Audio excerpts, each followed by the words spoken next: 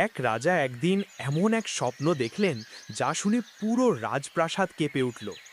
তার সব দাঁত পড়ে গেছে, শুধু একটা বাদে। এখন বলো তো, এর মানে কি হতে পারে?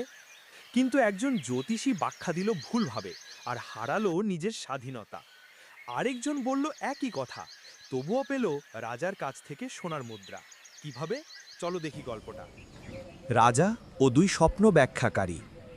একবার এক রাজা স্বপ্ন দেখলেন তার সব দাঁত পড়ে গেছে, শুধু একটি দাঁত বাদে।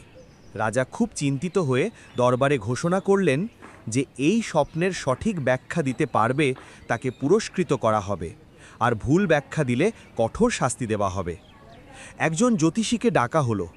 সে বলল, মহারাজ, এই স্বপ্নের অর্থ হলো আপনার পরিবারের সবাই আপনার আগে মারা যাবে, শুধু আপনি জীবিত থাকবেন সবচেয়ে বেশি দিন। রাজা এই কথা শুনে প্রচণ্ড রেগে গেলেন এবং বললেন, তুমি আমাকে অভিশাপ দিচ্ছ। সঙ্গে সঙ্গে তাকে কারাগারে পাঠানো হলো।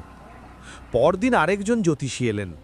তিনি রাজাকে বললেন, মহারাজ, আপনি দীর্ঘ জীবন পাবেন, আপনি আপনার পরিবারের সকলের চেয়ে বেশি দিন বেঁচে থাকবেন, এ এক আশীর্বাদ।